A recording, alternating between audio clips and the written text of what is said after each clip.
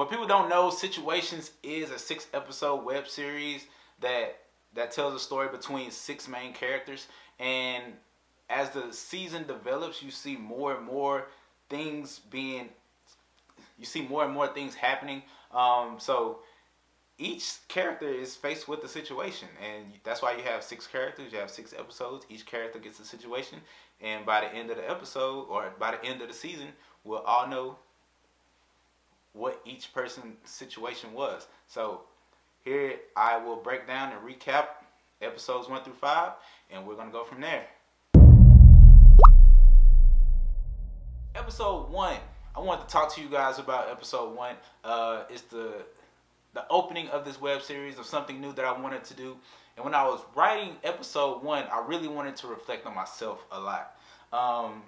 Often me and my friends, the Drip Podcast, we like to talk about racial issues, ethics, all those kind of things. And so when I was creating the character Adam, who's being played by Ron, I wanted him to be very pro-black. All right, so Adam is a guy who's very pro-black. He works in education. All of his coworkers are white, and he's not trying to fit in, but he wants to be treated equally. But he's also confused on what equal means. Like, so his buttons get pressed a lot, but he doesn't see how they are. They're just working. They mean no harm to him, but he doesn't see it that way. So he gets in this conflict with the assistant director of the school, whose name is Janaya. She's a mixed person, and she likes to pick on him. She knows his buttons, and she presses him every time. But he goes right back at her. And there's a lot of real stuff in there. Like, if anybody who's in the professional world, business world, knows that we don't check our emails. All right, so I mean, maybe there are a few people out there who are by their phone ready to respond to emails and read them. But I mean, speaking from personal experience, I just don't check my emails. But I always get around to them. But and that was the humorous part about it. Like, just saying that he finds other things better to do besides work. Another significant point of this episode, and it was kind of like, it's the first episode. It was like one of the first few days of filming, and Brad, who plays Todd in this, he was a great actor, and it was a shot that we did, the opening scene of episode 1, and him and Ron killed it, like killed. I don't think I could have picked a better person to play Todd. We knocked that one scene out, like one take. We did it again, smooth through that, to like literally 2 takes, in and out, like perfect. Like, those two together really bonded, really made that scene special for me as a director. Towards the end of this episode, you see like the whole Black Panther thing come out. So it's like, wow, I don't want to be Black Panther. Like don't give me Black Panther. But necessarily speaking, he will have an issue with somebody else getting Black Panther if they're not black. You know what I'm saying? So you have to pick a side here, and he's not choosing a side, which is another like obvious characteristic of his, that he's confused. He just doesn't know when a white person is being, or any person of the other race is being racist. Like, in which no sense of anybody is being racist. He just takes it as that, and it's like he has a sensitive side to that. And you will see his character develop more as the season develops. And then you have Summer and Chantel. You have Summer, Chantel, and Dwight. This is like a triangle relationship, because you have Summer giving advice to Chantel, then Chantel giving her emotions to Dwight, and Dwight just crumbling them all up. So it's like he has no remorse for how Chantel feels. So you see this couple, and you see this friend, and it's like everybody has that friend who has all this advice, but you never see them practicing that advice. You just hear it from them, and that's what Summer's character is all about. Like, she has all this good advice, but we never get a chance to see it in that first episode of her practicing that advice. But then we have Chantel, who is a pretty girl, seems normal, you know what I'm saying? She's in a relationship, but she's just trying to figure everything out with this relationship that she's in. Like, she's so confused on why her significant other is doing things the way he's doing them, and how he's blaming her for everything. And Dwight is just literally playing his role as a womanizer. Like, he did a very good job. Desmond has not, and he did a very good job.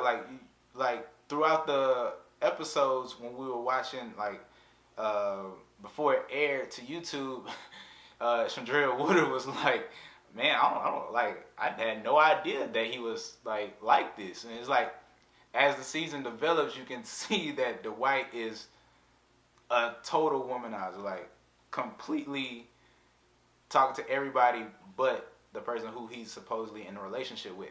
Episode 2 is something I consider the funniest episode. When I was writing this, I mean, I reflect on times me and my cousins often have conversations, and we can be talking about anything, and it's always one or two people who are so passionate about the conversation that it doesn't even make sense and it doesn't even need to be had. And then you have me and probably another one of my cousins who's like, okay, can we end this conversation? Let's go hoop. Let's go play. Like, it's always something like that. So this was a funny episode to me. Being at the conversation at hand, and then on top of that, bringing Maurice Gates and Reese for Creative Comedy in to play that role as Laquan. I mean, I don't think I could have chosen anybody better to shoot that scene. But here is where you see the character Jarvis come out. Jarvis is frugal, very frugal, and this character was pretty much developed based off of myself, one of my other close friends, Trey, and my brother, like all three of us in one. So it's like, when it comes to saving, he's the saver. You know what I'm saying? If you have any business ideas of what, like, percentages, things like that, how much money you want, Jarvis is that guy. So it's like, Jarvis is a great character for me. Jared Jeffries, the guy who plays Jarvis, did a fantastic job. I think he's a little frugal himself. So that whole episode literally had me in tears. That whole dialogue. So guys, if you haven't seen episode 2, please go check that out. It is hilarious. The third episode, we kind of see Adam's character develop a little more. We take a break from Summer and Chantel in episode 2, like trying to figure out their Chantel's relationship with Dez. We take a break from that, and we develop Adam a little more. He's clearly on an outing with his coworkers, and he sees his boss walk in with her husband. So his reaction to seeing her husband, who is a black man, it totally rubs him the wrong way. So clearly, you see it here that he has an issue with racial ethics. Like, he just has an issue with it. Like, you don't mix it. You don't throw innuendos in there. He has an issue that we cannot pinpoint. Like, we don't know. We just know he doesn't like the mix. We just don't. So when he sees it, that was a very comedic part. When I was writing this, it's like, man, like, this dude is crazy. But Ron did a good job. Shout out to Demetrius Woodard for playing that role. But then as this develops, also you have Jarvis on the back end, his character being developed more, and then you have Dwight's character being developed more with his relationship, and he's still talking to other girls without any care. So it's just like, he just has to do it. He sees a female, attractive woman, he just goes for it. Then back with Adam and his boss's husband. He finds out his boss's husband is a police officer. And growing up in an urban area and being married to a white woman is one thing, and then on top of that, being a police officer, it's like you can't do both. People just feel that way. I know I felt like that once upon a time when I was younger, you know what I'm saying, before I like matured and things like that. So that I was like, man, like, okay, I want to be a police officer, but I wouldn't dare date a white woman. Oh, I date a white woman, but I'm gonna have a professional job doing something else. So it's like here you see Adam looking at the officer as like the biggest Uncle Tom, like it just can't. He just can't fathom the fact that this is actually happening right in front of him, and his knowledge that he and his dialogue that he exchanges with Terrence in this scene, it should hit home for a lot of people because of everything that's going on now. In the opening credits, you can see like I had captured a shot of George Floyd, and which in this time now you can say that it's hard to be a police officer. Like, and shout out to Demetrius Woodard because he's a police officer in real life. I mean, when you see things like that, and you see black police officers, and you see the world that we live in today, it's best that you like embrace the job that they have, because it's very dangerous at this point because you have so much hatred and disbelief towards cops and police officers and peace officers now. It makes their job a lot harder. So I really wanted to like bring that situation to life. So moving forward from that is like, okay, yeah, this I did justice with this, and I did what I needed to do here. Now let's move on, because that issue right there is a whole situation within itself and very sensitive to most people. Racism, hate towards cops, that all of that is just a boiling pot for something to just explode. So I touched on it, and I felt like I needed to write about it.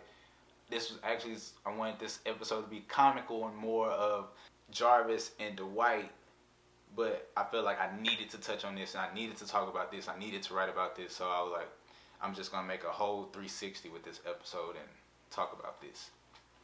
So moving on to episode 4, like dragging from what little was in episode 3, we saw Dwight like talking to another girl. Like it's almost at this point, 3 episodes in, we found out about Dwight that he has a girlfriend who he's in a relationship with, and he has 2 other girls that he's talking to. So it's like, wow. And then on top of that, he just met another girl. So it's like he's talking to 4 girls total, 3 episodes in already. The ultimate womanizer. And it's like, oh my gosh, dude, when are you gonna stop?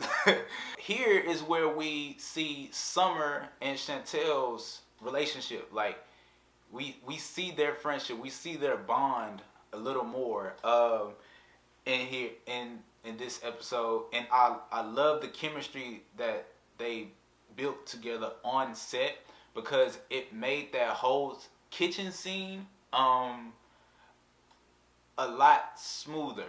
We saw in the earlier opening part of this episode where Summer set Chantel up on a date, and it was with a rapper. If you watched the episode, you saw how that date went, and that was comical in itself.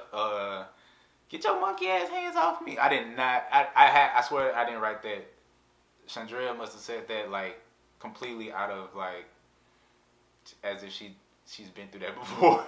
But that was very comical. Rashad Miller is actually a real rapper with real lyrics and an open mind in his music. So please check him out. But that in itself, like after that point, Chantel couldn't take any more of her advice, like at all. But as you can see in the kitchen scene, Summer finally opens up about her issues with her past relationships and saying that, I mean, she just came off of a weekend fling with someone who she actually likes now. And I mean, and she just opened up about her past relationships and things that didn't work. So in that kitchen scene, we finally see where Summer opens up about her own relationships, which I thought was pretty cool. And she's still extending her help out to Chantel to help her feel better. That night scene where we was at the gas station, filming that, I feel like that was one of my best visuals throughout this entire episode, because I don't know, everybody knows it's just something about gas station lightings. Any director, filmmaker knows, like, the gas station lights are lit, literally.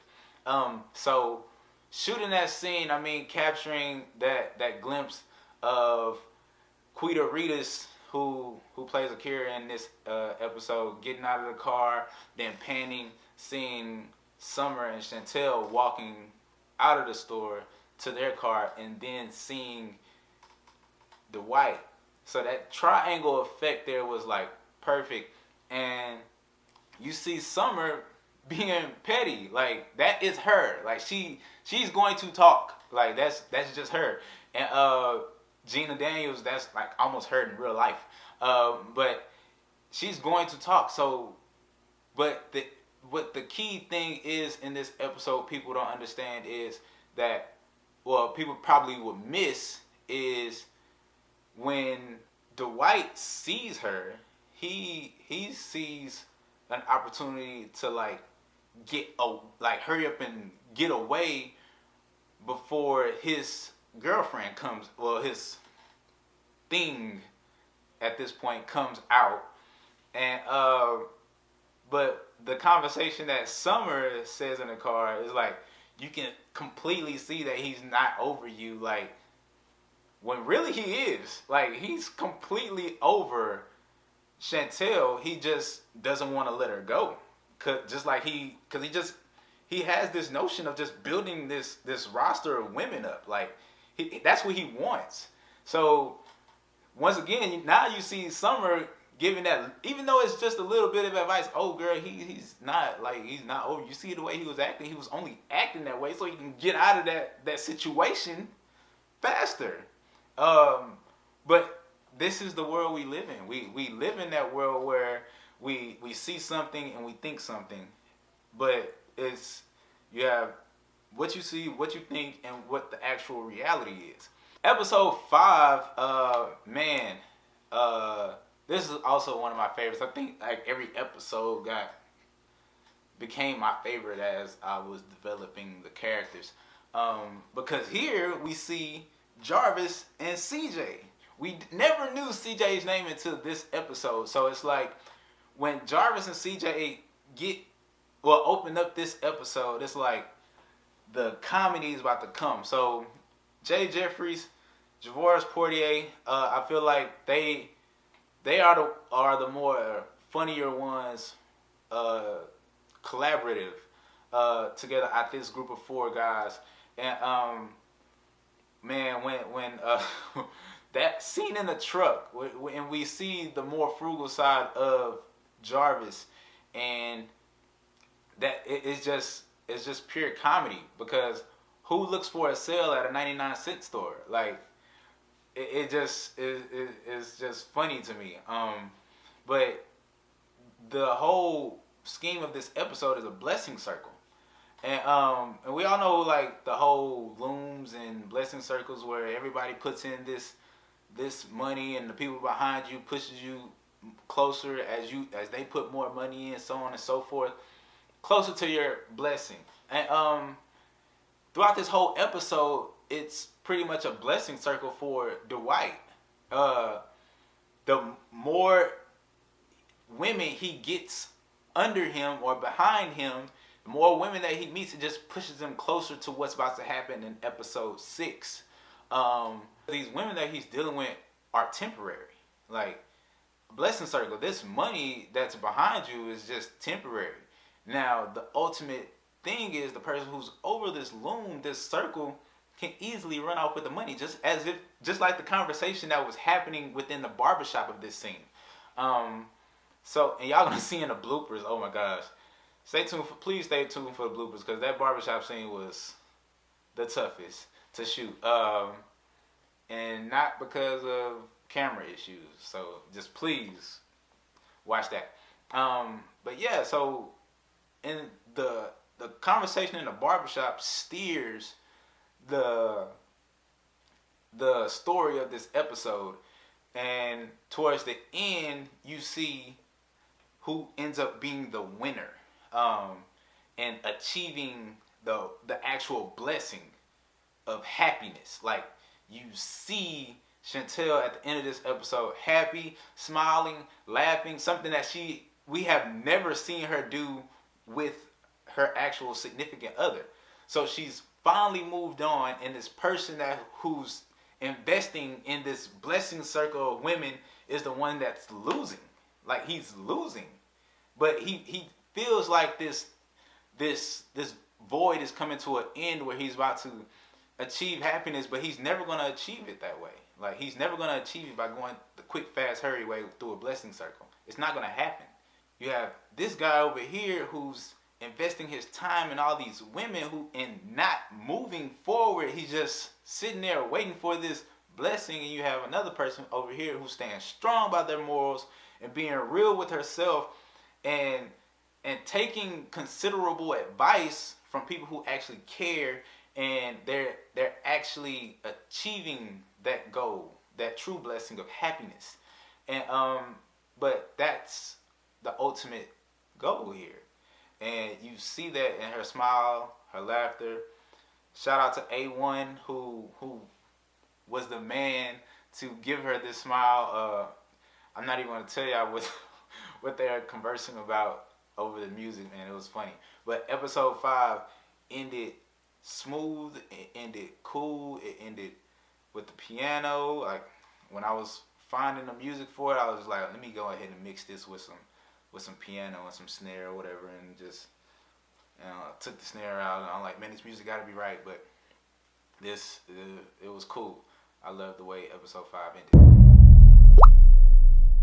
Next, we have the bloopers. All right, all the bloopers leading up from episode 1 to episode 5. I swear to you, you do not want to miss these funny little, like, I'm trying to tell you, it's funny. It's funny as heck. I'm going to go ahead and tell you, episode 4, Chandrea would have ate all that pizza. I'm sorry. She ate the whole thing by herself. But, yes, stay tuned for the bloopers, situations, episode 6 finale coming up next week. So please follow us on IG at drip.production, and please continue to be entertained. All right? Peace. So, you ready? All right, and action. I don't know, man. Last night just didn't sit well with me. But it's not just last night. I'm sorry. I'm so sorry. Where am I looking? Hi, Laura. Could you please just call me back tomorrow instead?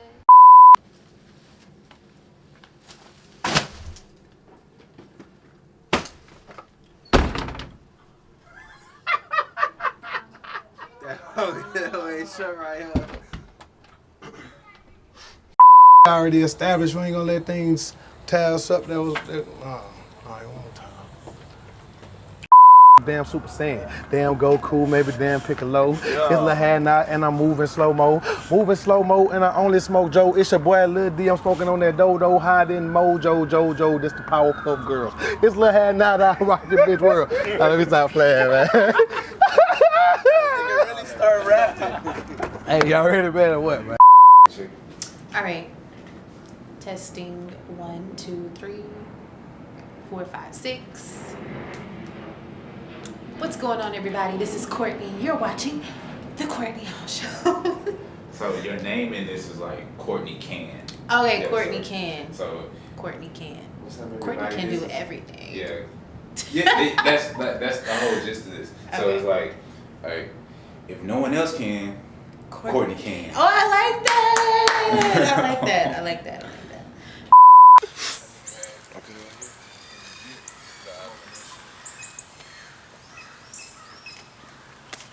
Bitch can't get right, bitch gotta get little. Hey, sit back, stupid. Hey, true. That's about the most accurate thing you never said. You feel me? Why you looked at me like that? No, that was good. Yeah. Don't do nothing besides say your lines and act until I say cut. Well, your face was like, no. So that's why. Come back, Reese. Hey, bro, I hope you don't got me in this shot, bro. And then I want you to twist. Start walking out like twisted. Action. The paper, right?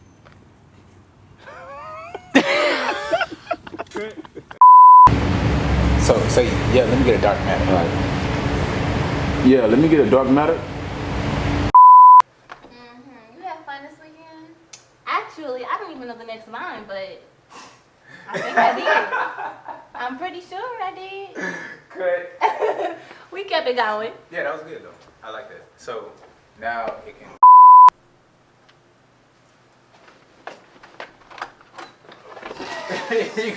I'm all the way through the door. I'm like, First of all, you never said action. Everybody just goes when they want to go. I don't do that. I wait on the cue. Yeah, Come on, cause action. But shit, hold on now. I like the action. I like the action. Starting a question while we split rent. I forgot my lines. Business. You are my business. Nah, you got me confused when you're a little hoe, girl. Oh, whatever. You had fun this weekend? I sure did, but I'd like to know what I did because I still don't know the line. And action. Well, hey, stranger. Oh, starting a question while we split rent. Business? Do you have any? You are my business. Oh, shit. Sorry. I really didn't know my lines. Yes, girl. Sorry. I'm sorry. Like no, that's what I mean. Oh. Ooh, you just all up on me. Ooh, you just all of them. That is Alright, so okay. we're gonna start. Please. Where are you coming from? Cut. That's good. Well, if you messing out, I was ready for that one. That's exactly how we want you to do it. Thanks. I'm a professional sometimes. All right. Ready? And action. That's where I'm starting at. I spent the weekend at the Grand Market at the. But I'm all But jacked up. well, if you must know, I just came from spending the weekend at the Marquee downtown. Get the. We're gonna get real high and then we're gonna get real slide. You know what I'm saying? Yeah. Boy, I got all that too. On the gym, man, we finna get it in, we finna get swole, get chose, and get rolled. You know what I'm saying? One time for the one time.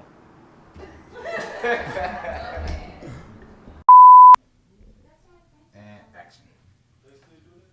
Yeah, G, get in the shot. Hold on, reset that. It's safer that way, honestly.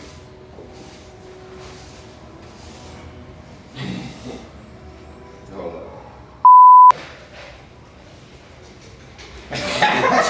Second, bro. I think this was I done slept the whole floor, man. So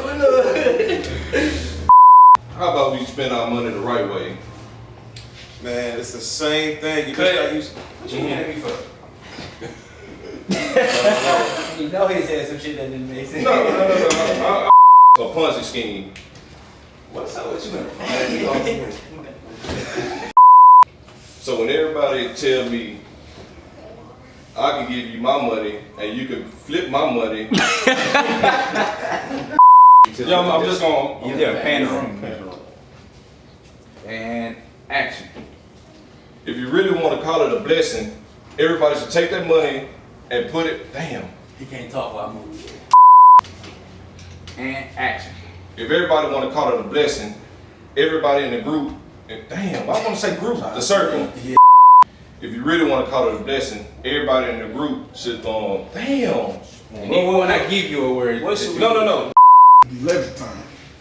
Let me wipe the sweat on. All right, let me know. action. If you really want to call it a blessing, everybody in the group should buy some property. And if, damn,